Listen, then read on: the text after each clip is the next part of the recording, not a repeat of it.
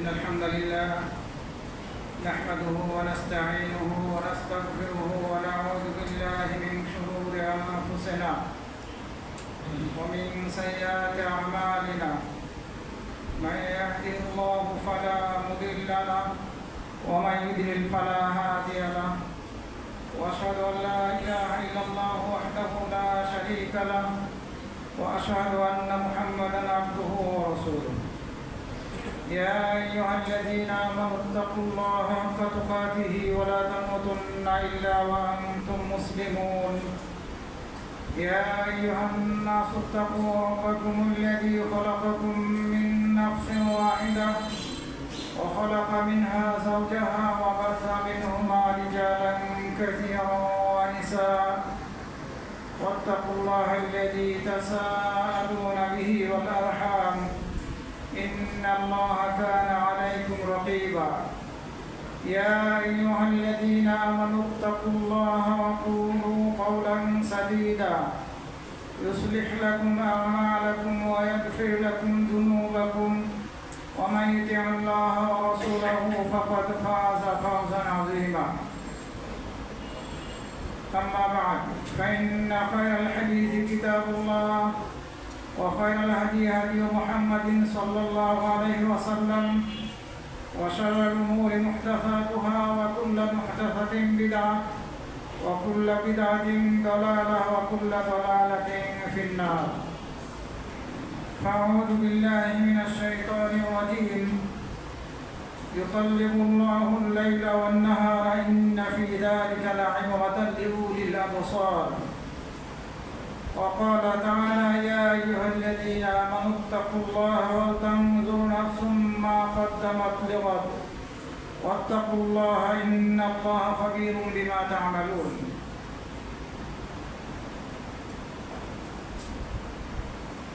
যাবতীয় প্রশংসা মহান রব্বুল আলামিনের জন্য অতঃপর সালাত ও সালাম পাঠ করছি নবী মুহাম্মদ সাল্লাল্লাহু আলাইহি ওয়াসাল্লাম এবং তার সকল অনুসারীদের প্রতি আল্লাহুম্মা সাল্লি আলাইহি ওয়া আলাইহি। সম্মানিত মুসল্লিবৃন্দ, আমরা ইতিমধ্যেই হিজরি একটি বছর অতীত করেছি। বর্তমানে আমরা হিজরি বছরের শুরুতে আছি। মুহররম মাস হচ্ছে হিজরি বছরের প্রথম মাস। আমাদের থেকে একটি বছর অতীত হয়ে গিয়েছে। আল্লাহ রাব্বুল আলামিন এই সময়গুলোকে অতীত করার মাধ্যমে যারা সত্যিকার অর্থে বিবেকবান বুদ্ধিমান তাদের জন্য শিক্ষণীয় বিষয় দিয়ে দিয়েছেন।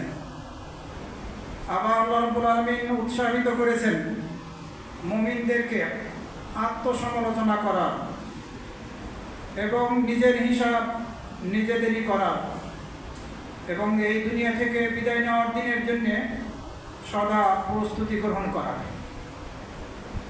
আল্লাহ রাব্বুল আলামিন সূরা নূরের 44 নম্বর আয়াতের মধ্যে বলছেন ইউকাল্লিবুল্লাহুল লাইলা ওয়ান নাহার, আল্লাহ দিন ও রাতের আবর্তন ঘটান। নিশ্চয় এতে অন্তর্দৃষ্টি সম্পূর্ণদের জন্য শিক্ষা রয়েছে। এই দিন এবং রাত আমাদের থেকে অতীত হয়ে চলে যাচ্ছে। দিনের পরে রাত আসছে, রাতের পরে দিন আসছে, সপ্তাহের পরে মাস আসছে, আরও একটি সপ্তাহ আসছে, এরপরে মাস আসছে, মাসের পরে মাস অতীত হচ্ছে। এভাবেই আমাদের থেকে বছর অতীত হয়ে যাচ্ছে। আর আল্লাহ রাব্বুল আলামিনের নির্ধারিত সময়ের দিকে আমরা ধাবিত হচ্ছি। আমাদের জীবন থেকে একটি বছর অতীত হয়ে গেল। যারা সত্যিকার অর্থে চিন্তাশীল তাদেরকে ভাবতে হবে এই বিগত একটি বছর যে আমাদের থেকে অতীত হয়ে গেল, এই একটি বছরের মধ্যে কতটুকু আমরা সঞ্চয় করতে পারলাম আখিরাতের জন্যে, আমরা কতটুকু সৎ আমল করতে সক্ষম হলাম। আমাদের নিজেদেরকেই আত্মসমালোচনা করতে হবে। আল্লাহ রাব্বুল আলামিন মুমিনদের উদ্দেশ্যে বলছেন ইয়া আইয়ুহাল্লাযীনা আমানুত্তাকুল্লাহ, ইয়া আইয়ুহাল্লাযীনা আমানুত্তাকুল্লাহ, হে ঈমানদাররা তোমরা আল্লাহকে ভয় করো। ওয়ালতানজুর নাফসুম মা কদ্দামাত লিগাদ, এবং প্রত্যেকেরই উচিত সে কালকের জন্য কি প্রেরণ করছে তা নিয়ে চিন্তা করে দেখা। আজ আমি আছি আগামী কালকের জন্যে, এই দুনিয়াতে আমরা বসবাস করছি আখেরাতের জন্যে। আখেরাতকে বোঝানো হচ্ছে আগামীকালের জন্য আমরা কি সঞ্চয় করতে পারলাম, কতটুকু সৎ আমল আমাদের আখেরাতের অ্যাকাউন্টে জমা করতে সক্ষম হলাম। আল্লাহ রাব্বুল আলামিন এই চিন্তা করার নির্দেশ দিলেন। এরপরে আবারও বললেন, তোমরা আল্লাহকে ভয় করো। অবশ্যই আল্লাহ রাব্বুল আলামিন তোমাদের কৃতকর্ম সম্পর্কে অবগত আছেন। এই সূরা আল হাশরের এই আয়াতের ব্যাখ্যায় ইবনে কাসির রাহমাতুল্লাহ আলাইহি বলছেন, ওয়াল তানজুর নাফসুম মা কদ্দামাত লিগাদ। এর ব্যাখ্যা হচ্ছে যে তোমরা তোমাদের নিজেদের হিসাব করো, তোমাদের হিসাব করার পূর্বেই, এবং তোমরা আখেরাতের জন্য কতটুকু সঞ্চয় করতে সক্ষম হচ্ছ, সৎ আমলগুলো, এগুলো নিয়ে একটু চিন্তা ভাবনা করো। যখন আমরা আখেরাতে কিয়ামতের দিন আল্লাহ রাব্বুল আলামিনের সামনে দণ্ডায়মান হব, আমরা আল্লাহর সামনে, আমাদের রবের সামনে কতটুকু সৎ আমল আমরা উপস্থাপন করতে সক্ষম হব, বিগত একটি বছরে আমরা কতটুকু সঞ্চয় করতে পেরেছি, এই বছরে আমাদের পরিকল্পনাগুলো কিভাবে আমরা এগোবো, আমাদের একটু চিন্তা করা উচিত। সম্মানিত মুসল্লিবৃন্দ, আমরা হয়তো বিগত বছরে অনেক গুনাহ করেছি, পাপ করেছি, নিরাশ হওয়ার কোনো কারণ নেই, কারণ আল্লাহ রাব্বুল আলামিন গাফিরুদ যামব, গুনাহ ক্ষমাকারী, তিনি তওবা কবুলকারী। সুতরাং আমরা ত্রুটি করে থাকলে, ভুল করে থাকলে, গুনাহের সাথে জড়িত হয়ে থাকলে, কারোর প্রতি জুলুম করে থাকলে তওবা করব, ইস্তেগফার করব, তাদের কাছে ক্ষমা প্রার্থনা করে নিজেদেরকে নিষ্পাপ করে ফেলার চেষ্টা করব ইনশাআল্লাহ। তবে মনে রাখতে হবে, আল্লাহ কিন্তু কঠিন শাস্তি প্রদানকারী। যেমনিভাবে তিনি ক্ষমাকারী, অনুরূপভাবে তিনি কঠিন শাস্তি প্রদানকারীও। সুতরাং আমরা যাতে আমাদের গুনাহের বোঝা নিয়ে মৃত্যুবরণ না করি, এ ব্যাপারে আমাদেরকে সচেষ্ট থাকতে হবে, যাতে তওবা এবং ইস্তেগফার করে এবং কারো প্রতি জুলুম অত্যাচার করে থাকলে তার কাছে ক্ষমা প্রার্থনা করে নিজেদেরকে পবিত্র করার মাধ্যমে মৃত্যুবরণ করতে পারি, এই ব্যাপারে আমাদেরকে সচেষ্ট থাকতে হবে। সম্মানিত মুসল্লিবৃন্দ, আমরা বিগত একটি বছরকে অতীত করলাম, এই হিজরি বছর, আরবি বছর। এর দ্বারা আমরা মৃত্যুর দিকে ধাবিত হচ্ছি, এক বছর এগিয়ে গেলাম। আমরা যখন আমাদের সময় চলে আসবে, তখন কেউ এই পৃথিবীতে থাকতে পারবো না। আমাদেরকে এই দুনিয়ার বাড়ি থেকে আখেরাতের বাড়িতে পদার্পণ করতে হবে। আর সত্যিকার অর্থে যারা বিবেক সম্পন্ন, তারা চেষ্টা করবে যে তাদের আমলনামাটা তাদের ডান হাতে যাতে আসে, এবং এই আমলনামা নিয়ে যাতে আল্লাহ রাব্বুল আলামিনের সাথে সাক্ষাতের সময় খুশি হতে পারে। এই ধরনের বিবেকবান হওয়ার আমাদেরকে চেষ্টা করতে হবে। আমরা বিগত একটি বছরের 5 লক্ষাধিক মিনিট অতিবাহিত করেছি, এবং কাছাকাছি 40 লক্ষ বার এই হৃদয় স্পন্দন আমাদের হয়েছে। 40 মিলিয়ন বার, আনুমানিক 40 মিলিয়ন বার বা কাছাকাছি 40 মিলিয়ন বার আমাদের এই হৃদয়ের স্পন্দন হয়েছে। এই সময়ের মধ্যে আমরা কতটুকু সুবহানাল্লাহ পাঠ করতে পেরেছি, লা ইলাহা ইল্লাল্লাহ, আস্তাগফিরুল্লাহ, আল্লাহু আকবার, আলহামদুলিল্লাহ, এই জিকিরগুলো কয় মিনিট আমরা করতে সক্ষম হয়েছি, একটু ভাবা দরকার। 5 লক্ষাধিক মিনিট অতিবাহিত করেছি। সম্মানিত মুসল্লিবৃন্দ, আমাদেরকে দেখতে হবে এই বিগত একটি বছরের মধ্যে হয়তোবা অনেক দুর্ঘটনা ঘটে গেছে। হতে পারে আপনার ক্ষেত্রে, হতে পারে আপনার নিকটাত্মীয়ের ক্ষেত্রে, আপনার প্রতিবেশীর ক্ষেত্রে, অথবা কোনো মুসলিম ভাইয়ের ক্ষেত্রে। কোনোটি হয়তোবা চিন্তিত হওয়ার ঘটনা ছিল, কোনোটি হয়তোবা খুশি হওয়ার ঘটনা ছিল, আবার হয়তোবা অসুখ বিসুখের ঘটনা ছিল, বিপদ আপদের ঘটনা ছিল, ঝগড়া বিপদের ঘটনা ছিল। বিভিন্ন ধরনের ঘটনা বিগত এক বছরের মধ্যে হয়তোবা ঘটেছে। কিছু সন্তান হয়তোবা যুদ্ধ বিগ্রহের কারণে এতিম হয়ে গিয়েছে, আবার কিছু মা বোন হয়তোবা তারা বিধবা হয়ে গিয়েছে, কিন্তু আল্লাহ আপনাকে সুস্থ রেখেছেন। আপনাকে আল্লাহ রাব্বুল আলামিন পরীক্ষার মধ্যে ফেলেননি, আপনি স্বাভাবিক আছেন, সুস্থ অবস্থায় আছেন, নিরাপদে আছেন। কতটুকু আপনি আল্লাহর শুকরিয়া আদায় করেছেন? আমরা কতটুকু আল্লাহ রাব্বুল আলামিনের শুকরিয়া আদায় করেছি একটু আমাদেরকে ভাবা উচিত। যদি কোনো পরীক্ষার মধ্যে পড়েও থাকি, তাহলে আমরা যে পরীক্ষার মধ্যে পড়েছিলাম এই পরীক্ষাটা অন্যদের তুলনায় কি খুব বেশি ছিল নাকি ছোট ছিল, একটু আমাদেরকে ভাবতে হবে। হয়তোবা আমরা যে পরীক্ষায় পড়েছিলাম সেটি অনেক তুলনামাফিক হালকাই ছিল। এভাবে আল্লাহ রাব্বুল আলামিন আমাদেরকে সুখে শান্তিতে রেখেছিলেন, কিন্তু শুকরিয়া কতটুকু আদায় করলাম? নতুন বছর এসেছে, বিগত বছরে পারি নাই সৎ কর্মগুলো বেশি করে করতে। এই বছরের শুরু থেকেই আমরা একটু পরিকল্পনা করব, পরিকল্পনা মাফিক আমরা চলার চেষ্টা করব যে আমি বিগত বছরে অনেক গুনাহ করেছিলাম, সেই গুনাহগুলো আর এই বছর করব না। হয়তোবা সৎ কাজ করার ক্ষেত্রে অনেক পিছিয়ে ছিলাম, এই বছর আমি একটু সৎ কাজ বেশি করে করতে চাই, যাতে করে আমি মৃত্যুর পরে এসব সৎ কাজের দ্বারা উপকার ভোগ করতে পারি। রাসূল সাল্লাল্লাহু আলাইহি ওয়াসাল্লাম হাদিসের মধ্যে বলছেন, ইহরিস আলা মা ইয়ানফাউকা ওয়াস্তাইন বিল্লাহ ওয়ালা তা'জিজ। তুমি সেই কর্মগুলো করার ব্যাপারে উৎসাহী হও যেগুলো তোমার উপকার করবে দুনিয়া এবং আখিরাতে, এবং তুমি আল্লাহর নিকট সাহায্য প্রার্থনা করো, নিজেকে অক্ষম বানায় না। মুসলিম শরীফের হাদিস। সুতরাং আমাদেরকে চেষ্টা করতে হবে অতীতে যে ভুলগুলো করেছি সেগুলোকে কমিয়ে নিয়ে আসার, ওই ভুলগুলো আমরা আর করবো না। কম ইবাদত করেছি, এই নতুন বছরে বেশি করে ইবাদত করার চেষ্টা করব। আমাদেরকে ভাবতে হবে সময়ের মূল্যায়ন যদি আমরা না করি, সময়কে মূল্য আমরা না দেই, কিন্তু সময় আমাদেরকে ক্ষমা করবে না। মানুষ বলে যে আমার সময়টা খারাপ যাচ্ছে, সময় কখনো খারাপ যায় না, এ কথা ভুল। সময় কখনো খারাপ যায় না, সময় সর্বদা ভালো। কিন্তু আমরা হয়তোবা সময়ের সদ্ব্যবহার করতে পারি না, সময়ের মূল্যায়ন করতে পারি না, ফলে আমাদের নিজেদের কারণে আমরা দোষী সাব্যস্ত হই, গুনাহগার সাব্যস্ত হই। সম্মানিত মুসল্লিবৃন্দ, সময় খুব দ্রুত চলে যাচ্ছে। কিভাবে চলে যাচ্ছে আপনি হয়তোবা বুঝতেই পারছেন না। এটি কিয়ামতের আলামত। কিয়ামত যত সন্নিকটে আসবে, সময় তত দ্রুত অতিবাহিত হবে।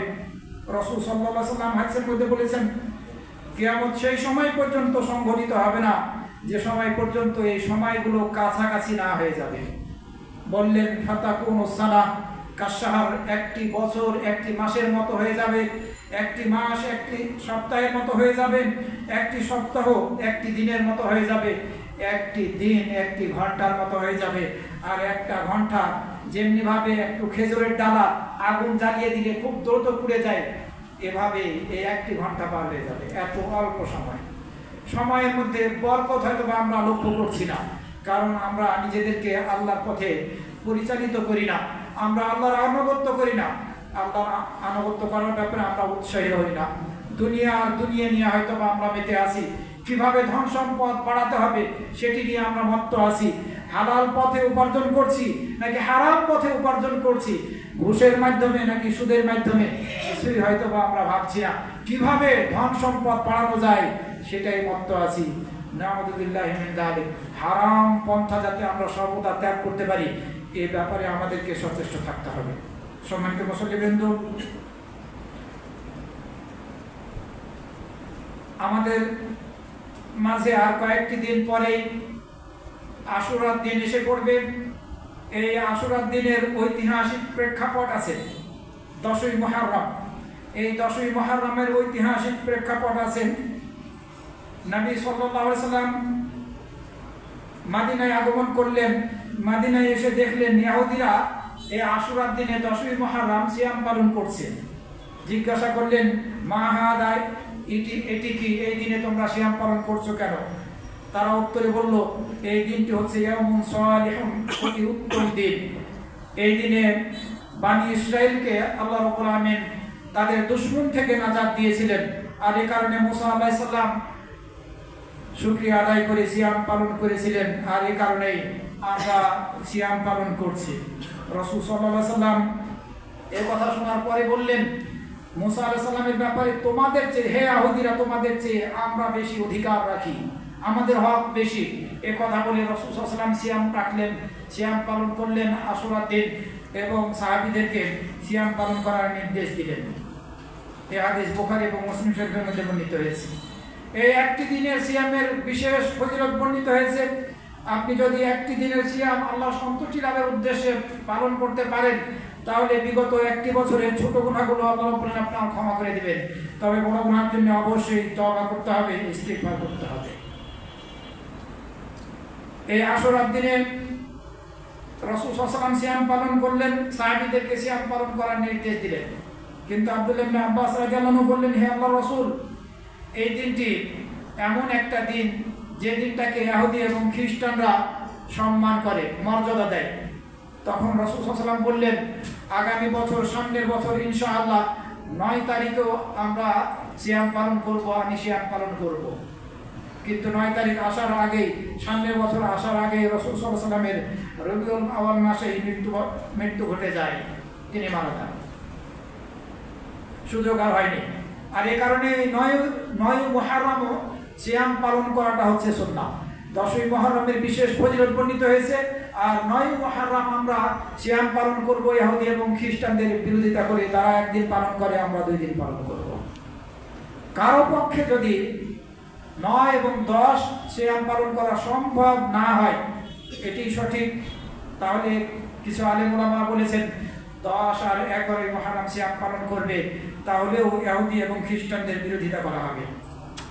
আগামী মঙ্গল এবং বুধবার, মঙ্গলবার হচ্ছে 9 মুহররম আর বুধবার হচ্ছে 10ই মুহররম, আমরা এই 2 দিনের সিয়াম পালন করার চেষ্টা করব ইনশাআল্লাহ। এছাড়া আপনি যদি এই মুহররম মাসের মধ্যে আরো সিয়াম পালন করতে চান, এই 2 দিন ছাড়াও, তাহলেও আপনি করতে পারবেন ব্যাপক ভিত্তিক হাদিসের কারণে। আবু হুরায়রা রাদিয়াল্লাহু আনহু থেকে বর্ণিত হয়েছে, নবী সাল্লাল্লাহু আলাইহি ওয়াসাল্লাম বলেছেন, আফদালুস সিয়ামি বা'দা শাহরি রমাদান শাহরুল্লাহিল্লাযী তাদউনাহুল মুহররম। রমজান মাসের সিয়ামের পরে সর্বোত্তম সিয়াম হচ্ছে এই মুহররম মাসের সিয়াম। আল্লাহর মাস মুহররম বলে যেটিকে তোমরা ডেকে থাকো, এই মাসের সিয়াম ব্যাপক ভিত্তিক কথা। এই কারণে আমরা এই মুহররম মাসের মধ্যে অন্যান্য দিনগুলোতেও যদি সিয়াম পালন করতে সক্ষম হই, তাহলে সিয়াম পালন করার চেষ্টা করব ইনশাআল্লাহ। এই মুহররম মাসের 10ই মুহররমকে কেন্দ্র করে বেশ কিছু বানোয়াট এবং দুর্বল হাদিস বর্ণিত হয়েছে। একটি দুর্বল হাদিসের মধ্যে বলা হচ্ছে, যে ব্যক্তি আশুরার দিন নিজের পরিবার পরিজনের জন্য উদার হস্তে খরচা করবে, তাকে নাকি সারা বছর উদার হস্তে আল্লাহ রাব্বুল আলামিন রিজিক প্রদান করবেন, বরকত দান করবেন। হাদিস গ্রহণযোগ্য নয়, দুর্বল হাদিস। আরেকটি বানোয়াট হাদিসের মধ্যে বলা হয়েছে, এই আশুরার দিনে নাকি আদম আলাইহিস সালামকে সৃষ্টি করা হয়েছিল। লাওহে মাহফুজ, জিবরাইল আলাইহিস সালাম, ফেরেশতাদের সৃষ্টি করা হয়েছে এই দিনে। এরপরে কলম সৃষ্টি করা হয়েছে এই দিনে। আদম আলাইহিস সালামকে সৃষ্টি করা হয়েছে এই দিনে। ইব্রাহিম আলাইহিস সালামের জন্ম হয়েছিল এই দিনে। তাকে জাহান্নামের, তাকে সেই নমরুদের আগুনের শাস্তি থেকে নাজাত দেওয়া হয়েছিল এই দিনে। ইসমাঈল আলাইহিস সালামকে তিনি কুরবানি করেছিলেন এই দিনে, এবং ফেরাউনকে ডুবিয়ে মারা হয়েছিল এই দিনে। এটি সঠিক, বাকিগুলো বানোয়াট। এছাড়া ইদ্রিস আলাইহিস সালামকে আসমানে উঠিয়ে নেওয়া হয়েছে এই দিনে। এটি সহিহ হাদিস দ্বারা প্রমাণিত নয় যে ইদ্রিস আলাইহিস সালামকে আসমানে উঠিয়ে নেওয়া হয়েছে, কোনো সহিহ হাদিস দ্বারা প্রমাণিত হয়নি। ইসরায়েলি বর্ণনা থেকে বর্ণিত হয়েছে, আল্লাহ বেশি ভালো জানেন। এছাড়া আদম আলাইহিস সালামের তওবা কবুল হয়েছিল বলা হয়েছে এই বানোয়াট হাদিসের মধ্যে এই দিনে। এরপরে দাউদ আলাইহিস সালামকে ক্ষমা করা হয়েছিল এই দিনে। এই দিনে কিয়ামত সংঘটিত হবে। সুলাইমান আলাইহিস সালাম এই দিনে তার শাসনভার গ্রহণ করেছিলেন, বাদশাহী গ্রহণ করেছিলেন, ইত্যাদি কথা বানোয়াট হাদিসের মধ্যে বলা হয়েছে। কিয়ামত সংঘটিত হবে শুক্রবারে। কোন শুক্রবারে সেটি আল্লাহ রাব্বুল আলামিন জানেন, এই আশুরার দিনে নয়। এগুলো বানোয়াট কিসসা কাহিনী। সম্মানিত মুসল্লিবৃন্দ, এই আশুরার দিনে 10ই মুহররম 61 হিজরি আশুরার দিনে হুসাইন রাদিয়াল্লাহু আনহুকে হত্যা করা হয়েছিল। তিনি শাহাদাত লাভ করেছিলেন। তাকে হত্যা করেছিল ইরাকবাসী, বসরা এবং কুফার লোকেরা। এবং ঐতিহাসিকরা বলছেন যে শিয়ারাই হুসাইন রাদিয়াল্লাহু আনহুকে এবং তার সঙ্গী সাথীদেরকে হত্যা করেছিল। ইতিহাস যদি আমরা পড়ে দেখি তাহলে বাস্তবতা হচ্ছে এটি, তারাই আহ্বান করেছিল, ডেকেছিল তার হাতে বায়াত গ্রহণ করার জন্য, আবার তারাই তাকে হত্যা করেছে। উম্মুল ফজল বিনতুল হারিস রাদিয়াল্লাহু আনহা থেকে বর্ণিত হয়েছে, নবী সাল্লাল্লাহু আলাইহি ওয়াসাল্লাম বলেছেন, আতানি জিবরিল, জিবরাইল আলাইহিস সালাম আমার নিকটে আসলেন, ফাখবারানি, আমাকে সংবাদ দিলেন, আন্না উম্মতি সাতাকতুলু ইবনি হাদা ইয়ানি হুসাইন, আমার উম্মত আমার এই ছেলে অর্থাৎ হুসাইনকে হত্যা করবে। জিবরাইল আলাইহিস সালাম আমাকে এই সংবাদ দিলেন। আতানি বিতুরবাতিন মিন তুরবাতি হামরা, রক্ত মিশ্রিত মাটি জিবরাইল আলাইহিস সালাম আমাকে নিয়ে এসে দেখালেন। এই হাদিস মুস্তাদরাক হাকিমের মধ্যে বর্ণিত হয়েছে, সহিহ সূত্রে সহিহ হাদিস।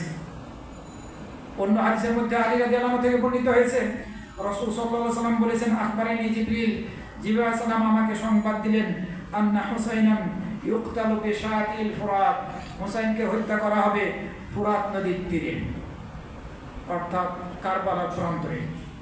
এই হাদিস মুসনাদ আহমদের মধ্যে বর্ণিত হয়েছে সহিহ সূত্রে। আল্লাহ রাব্বুল আলামিন জিবরাইল আলাইহিস সালামের মাধ্যমে তার নবীকে জানিয়ে দিয়েছিলেন হুসাইন রাদিয়াল্লাহু আনহুকে এই স্থানে হত্যা করা হবে, আর হুসাইন রাদিয়াল্লাহু আনহু যে কোনো উপায় হোক এই কারবালার প্রান্তরে পৌঁছবেনি। তাকদীরের লিখন, তিনি ভুল সিদ্ধান্ত নিয়ে সেখানে যাবেন আর তাকে সেখানে হত্যা করা হবে, সিদ্ধান্ত সঠিক ছিল না। তিনি ইয়াজিদ বিন মুআবিয়ার নেতৃত্ব, রাজত্ব মেনে নিতে পারেননি। ইরাকবাসী হুসাইন রাদিয়াল্লাহু আনহুর কাছে কোনো বর্ণনায় পাওয়া যায় 500 অধিক চিঠি প্রেরণ করেছিল যে আপনি আসুন, আমরা ইয়াজিদ বিন মুআবিয়াকে চাই না, আমরা আপনাকে চাই রাজা হিসাবে, খলিফা হিসাবে, আপনি আসুন আমাদের বায়াত গ্রহণ করুন। মুসলিম বিন আকিল হুসাইন রাদিয়াল্লাহু আনহুর চাচাতো ভাই, তাকে প্রেরণ করলেন পরিস্থিতি দেখার জন্য। উনি পরিস্থিতি দেখে বললেন, সংবাদ পাঠালেন যে হ্যাঁ আপনি চলে আসুন, লোকজন আপনাকেই চাচ্ছে, কিন্তু অনেক লম্বা ঘটনা আছে, সেদিকে আর যেতে চাচ্ছি না। এই মুসলিম বিন আকিলের সংবাদ যখন উবাইদুল্লাহ বিন জিয়াদ, কুফা বাদশার গভর্নর, এর কাছে পৌঁছলো, তখন তাকে আটক করলো, আটক করে তাকে হত্যার নির্দেশ দিল।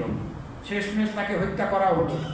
কোনো বর্ণনা এসেছে এই মুসলিম বিন আকিল বলেছিলেন আমাকে 2 রাকাত সালাত আদায় করার অনুমতি দেওয়া হোক, অনুমতি দেওয়া হয়েছিল এবং একটি চিঠি রাখার অনুমতি দেওয়া হোক, এই চিঠিটা যাতে হুসাইন রাদিয়াল্লাহু আনহুর নিকটে পৌঁছে দেওয়া হয়। আগে সংবাদ পাঠিয়েছিলেন আসার জন্যে, আর এই চিঠিতে লিখলেন জানা আপনি আসবেন না, তারা মৃত্যু, তারা গাদ্দারি করেছে, এদের ব্যাপারে আর কোনো সিদ্ধান্ত দেওয়া যায় না। কিন্তু যখন তার নিকটে, হুসাইন রাদিয়াল্লাহু আনহুর নিকটে এই চিঠি পৌঁছলো, তখন তিনি কারবালার প্রান্তরে চলে এসেছেন। সম্মানিত মুসল্লিবৃন্দ, মুসলিম বিন আকিলকে উবাইদুল্লাহ বিন জিয়াদের নির্দেশে এই কুফায় হত্যা করা হয়েছিল। হুসাইন রাদিয়াল্লাহু আনহু যখন মক্কা থেকে রওনা করলেন, তখন আব্দুল্লাহ ইবনে আব্বাস, আব্দুল্লাহ ইবনে ওমর, আব্দুল্লাহ ইবনে জুবাইর, এছাড়া আরো যেসব সাহাবী মক্কায় ছিলেন তারা সকলে বাধা দিয়েছিলেন।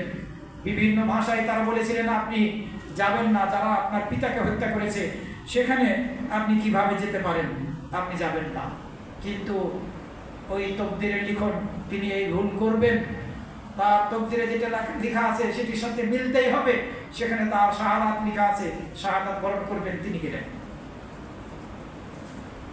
হুসাইন রাদিয়াল্লাহু আনহুকে এই কারবালার প্রান্তরে শামর ইবনে জিল জাওশান নামক এক হাবিস হত্যা করলো। কোনো বর্ণনায় এসেছে সে দূর থেকে বল্লাম ছুড়ে মেরেছিল, যখন তাকে দূর থেকে বল্লাম ছুড়ে মারলো, কেউ সাহস করছিল না, তখন অন্যরা এসে একসাথে আক্রমণ করে হুসাইন রাদিয়াল্লাহু আনহুকে হত্যা করেছিল। যেটাই হোক, এই হুসাইন রাদিয়াল্লাহু আনহুকে হত্যা করা হলো। এই শামর ইবনে জিল জাওশান হুসাইন রাদিয়াল্লাহু আনহুর মাথাটা উবাইদুল্লাহ বিন জিয়াদের প্রাসাদে নিয়ে গিয়ে একটি পাত্রের উপরে রাখলো, আর উবাইদুল্লাহ বিন জিয়াদ এই তার তরবারির মাথা অথবা একটি লাঠি, এই আপনার একটি গাছের ডালা দিয়ে হুসাইন রাদিয়াল্লাহু আনহুর এই গলায় এভাবে খোঁচা দিচ্ছি, তার মাথার এই গলায় খোঁচা দিচ্ছি। সেখানে আনাস রাদিয়াল্লাহু আনহু উপস্থিত ছিলেন। বুখারী শরীফের বর্ণনায় এসেছে 3748 নম্বরে উবাইদুল্লাহ বিন জিয়াদ তার প্রাসাদে যখন হুসাইন রাদিয়াল্লাহু আনহুর মাথা রাখা হলো, তখন সে এভাবে খোঁচা দিতে লাগলো। তখন তার সৌন্দর্য বর্ণনা করে আনাস রাদিয়াল্লাহু আনহু বললেন, ইন্নাহু কানা আশবাহুহুম বিরাসূলিল্লাহি সাল্লাল্লাহু আলাইহি ওয়াসাল্লাম। হোসেন রাদিয়াল্লাহু আনহু সবচেয়ে বেশি রাসূল সাল্লাল্লাহু আলাইহি ওয়াসাল্লামের সাথে সাদৃশ্যপূর্ণ ছিলেন, চেহারার দিক দিয়ে, সৌন্দর্যের দিক দিয়ে। তিরমিজিতে ওই হাদীস বর্ণিত হয়েছে 3778 নম্বরে। তাবারানী এবং বাজ্জারের বর্ণনায় এসেছে, আনাস রাদিয়াল্লাহু আনহু উবাইদুল্লাহ বিন জিয়াদকে উদ্দেশ্য করে বলেছিলেন, ইরফা কাদিবাক, তুমি তোমার এই গাছের ডালা অথবা এই তরবারির মাথাটা উঠাও। ফাকাদ রাআইতু রাসূলুল্লাহ সাল্লাল্লাহু আলাইহি ওয়াসাল্লাম, কারণ আমি রাসূল সাল্লাল্লাহু আলাইহি ওয়াসাল্লামকে দেখেছি, ইউকাব্বিলু হাইযাতা ওয়া কাদিবাক, তুমি যেখানে তোমার এই তরবারির মাথা দিয়ে খোঁটা দিচ্ছ, খোঁটরাচ্ছ, অথবা এই গাছের ডালা দিয়ে খোঁটরাচ্ছ, এই স্থানগুলোতে রাসূল সাল্লাল্লাহু আলাইহি ওয়াসাল্লাম চুমু দিতেন। তখন উবাইদুল্লাহ বিন জিয়াদ বিরত হয়ে গেল। সহিহ সূত্রে এই বর্ণনাগুলি এসেছে। সম্মানিত মুসল্লিবৃন্দ, এই উবাইদুল্লাহ বিন জিয়াদ তার নির্দেশে হোসেন রাদিয়াল্লাহু আনহুকে হত্যা করা হয়েছিল। ইয়াজিদ বিন মুয়াবিয়া রাহিমাহুল্লাহর নির্দেশে হোসেন রাদিয়াল্লাহু আনহুকে হত্যা করা হয়নি। শুধুমাত্র তিনি বলেছিলেন যে হোসেন রাদিয়াল্লাহু আনহু যাতে কুফায় এসে বায়াত গ্রহণ করতে না পারে এই ব্যবস্থা নেবে, কিন্তু হত্যা করার নির্দেশ দেয়নি। আহলে সুন্নাত ওয়াল জামাত অন্তর্ভুক্ত যারা ঐতিহাসিক, তারা এই সঠিক ইতিহাসগুলো এভাবেই লিখেছেন। কিন্তু যেমন কর্ম তেমন শাস্তি, এই উবাইদুল্লাহ বিন জিয়াদ এবং তার অনুসারীদের ক্ষেত্রে তেমনটি ঘটেছে। আল আশকর আন-নাখি এবং তার সঙ্গীরা উবাইদুল্লাহ বিন জিয়াদ এবং উবাইদুল্লাহ বিন জিয়াদের সঙ্গী সাথীদেরকে হত্যা করে তাদের মাথাগুলো মসজিদে নিয়ে এসে, আর রাহাবা নামক স্থানের মসজিদে নিয়ে এসে টাঙিয়ে দিল, মাত্র 1.5-2 বছর পরে। মসজিদে যখন তাদের মাথাগুলো টাঙিয়ে দেওয়া হলো, তখন লোকেরা এই দৃশ্য দেখছেন। এই দৃশ্য দেখছে ওমর ইবনে ওমর, উনি বলছেন যে আমিও গেলাম দেখার জন্য। সেখানে সবার মাথা টাঙ্গানো, উবাইদুল্লাহ বিন জিয়াদের মাথাও টাঙ্গানো। লোকেরা বলছে, জাত জাত কাজ্জাত কাজ্জাত, চলে এসেছে চলে এসেছে, এভাবে লোকেরা আওয়াজ করছে। ফাইদা হাইয়াতুন কাজ্জাত, সবাই লক্ষ্য করলো যে একটি সাপ এসে পড়েছে। এই সাপটি মাথার উপর দিয়ে, সবার মাথার উপর দিয়ে এসে উবাইদুল্লাহ বিন জিয়াদের এই নাকের ছিদ্র দিয়ে প্রবেশ করে কিছুক্ষণ অবস্থান করার পরে আবার বেরিয়ে গেল। আবারও কিছুক্ষণ পরে আসলো, আবারও বের হলো। এভাবে 2-3 বার ঘটনা ঘটলো। এটি হাসান সূত্রে তিরমিজির 3000, এই আসারটি হাসান সূত্রে তিরমিজির 3780 নম্বরে বর্ণিত হয়েছে। শেখ আলবানী রহমতুল্লাহ আলাইহি এটিকে সহিহ আখ্যা দিয়েছেন। এভাবেই উবাইদুল্লাহ বিন জিয়াদকে আল্লাহ রাব্বুল আলামিন তার শাস্তির অবস্থাটা মানুষকে দেখিয়ে দিয়েছিলেন। সম্মানিত মুসল্লিবৃন্দ, হোসেন রাদিয়াল্লাহু আনহুর মাথা কোথায় দাফন করা হয়েছিল এই ইতিহাস সঠিকভাবে জানা যায় না, আল্লাহই ভালো জানেন। তবে বলা হয়েছে যে তার দেহটা ওই কারবালার প্রান্তরেই দাফন করা হয়েছিল, কুফাতেই দাফন করা হয়েছিল। বলা হয় শাম দেশের আসকালানে অথবা মিশরে হোসেন রাদিয়াল্লাহু আনহুর মাথাকে দাফন করা হয়েছিল, এটি সঠিক ইতিহাস নয়, মিথ্যা দাবি করা হয়ে থাকে। সম্মানিত মুসল্লিবৃন্দ, ইয়াজিদ বিন মুয়াবিয়া রাহিমাহুল্লাহকে দোষারোপ করা হয়ে থাকে যে তার নির্দেশে হোসেন রাদিয়াল্লাহু আনহুকে হত্যা করা হয়েছিল এবং শাম দেশে তার নিকটেই হোসেন রাদিয়াল্লাহু আনহুর মাথা নিয়ে যাওয়া হয়েছিল। এই ইতিহাস সঠিক নয়। হ্যাঁ, ইয়াজিদ বিন মুয়াবিয়া রাহিমাহুল্লাহ ওনার দোষ থাকতে পারে, আমরা এই যুগের যারা মুসলিম আমাদের দোষ নেই এমনটি নয়, তার দোষ থাকতে পারে, ত্রুটি থাকতে পারে। যেহেতু তিনি শাসক ছিলেন, তার শাসন আমলে হোসেন রাদিয়াল্লাহু আনহুকে হত্যা করা হচ্ছে, তিনি এই হত্যার নির্দেশ না দিলেও তার দোষ থাকতে পারে। কিন্তু আমরা তাকে কাফের আখ্যা দেব, তাকে মুনাফিক আখ্যা দেব, তার গীবত করব, তার ত্রুটি বর্ণনা করব, এটি ঠিক হবে না। তিনি একজন তাবেঈ, তাবেঈদের ফজিলত বর্ণিত হয়েছে। সুতরাং তার ব্যাপারে কটূক্তি করা থেকে আমাদেরকে বিরত থাকতে হবে। এই ইয়াজিদ বিন মুয়াবিয়া রাহিমাহুল্লাহ তিনি কুস্তুনতুনিয়া যুদ্ধের একজন সেনাপতি ছিলেন। আর রাসূল সাল্লাল্লাহু আলাইহি ওয়াসাল্লাম হাদিসের মধ্যে বলেছেন, এই কুস্তুনতুনিয়ার যুদ্ধে যারা অংশগ্রহণকারী তাদেরকে আল্লাহ রাব্বুল আলামিন ক্ষমা করে দিয়েছেন, তাদেরকে ক্ষমা করে দিয়েছেন, তারা মাগফুর। আর এই ইয়াজিদ ইবনে মুয়াবিয়া একজন সাধারণ যোদ্ধা ছিলেন না, তিনি এই কুস্তুনতুনিয়ার যুদ্ধের একজন সেনাপতি ছিলেন। তার নেতৃত্বে আবু আইয়ুব আল আনসারী রাদিয়াল্লাহু আনহু যুদ্ধ করেছেন এবং শাহাদাত বরণ করেছেন। সম্মানিত মুসল্লিবৃন্দ, আমরা মুসলিমরা একে অপরের দোষারোপ করতে পারি না। কারোর মধ্যে কোনো ত্রুটি থাকলে সেটি যদি বর্ণনা করি তাহলে এটি গীবত হয়, এটি বড় গুনাহ। আমি আপনি কিভাবে কোনো সাহাবীর ব্যাপারে অথবা তাবির ব্যাপারে মন্তব্য করি? তাদেরকে যদি আল্লাহ ক্ষমা করে দিয়ে থাকেন তাহলে আপনি তো তার গীবত করে অথবা তার বিরুদ্ধে কথা বলে নিজেদের আমলনামাকে নষ্ট করলাম। এই ধরনের কর্মকাণ্ড যাতে আমরা কোনোভাবেই না করি। তিনি যে সেনাপতি ছিলেন এই বর্ণনা বুখারী শরীফের মধ্যে এসেছে। আর তিনি এই কুস্তুনতুনিয়ার যুদ্ধে যারা অংশগ্রহণ করেছেন তাদেরকে ক্ষমা করে দেওয়া হয়েছে, এই বর্ণনা বুখারী শরীফের মধ্যে এসেছে।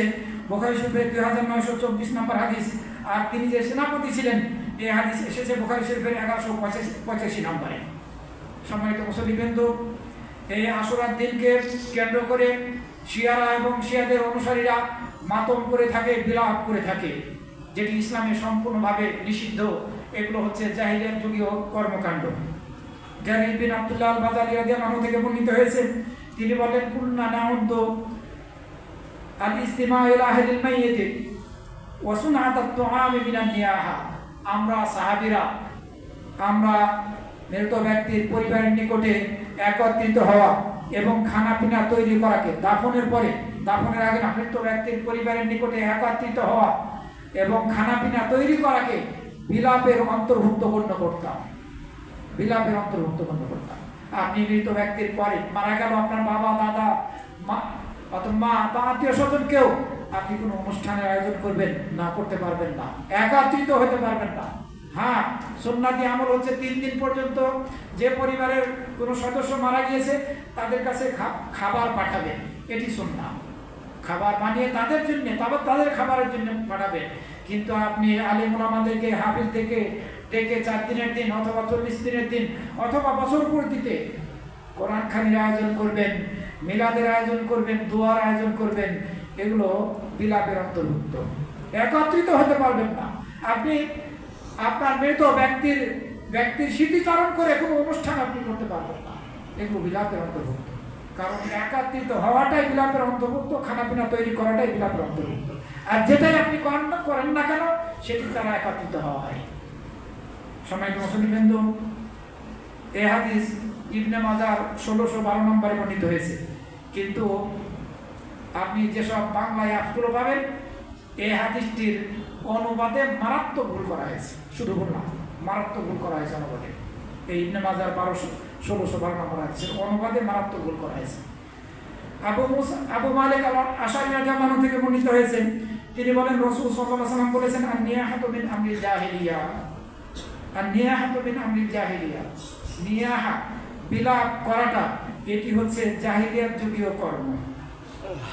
আর কোনো বিলাপকারিণী মহিলা, সাধারণত মহিলারাই মৃত ব্যক্তিকে কেন্দ্র করে চিৎকার করে কান্নাকাটি করে থাকে, এরা বিলাপকারিণী। আর এ কারণে বিলাপকারিণী মহিলাদের কথা বলা হয়েছে হাদিসে। পুরুষরাও যদি বিলাপ করে, অন্যরাও যদি বিলাপ করে, তাহলেও এই নিষেধাজ্ঞার বা এই শাস্তির সম্মুখীন তারাও হবে। বিলাপকারিণী মহিলা যদি তওবা না করে মারা যায়, সে যে বিলাপ করেছিল এটা থেকে তওবা না করে মারা যায়, তাহলে কিয়ামতের দিন আলকাতরাযুক্ত কাপড় তাকে পরিধান করানো হবে এবং লেলিহান শিখার বর্ম তাকে পরিধান করিয়ে দেওয়া হবে। এ হাদিস বুখারী এবং মুসলিম শরীফের মধ্যে বর্ণিত হয়েছে।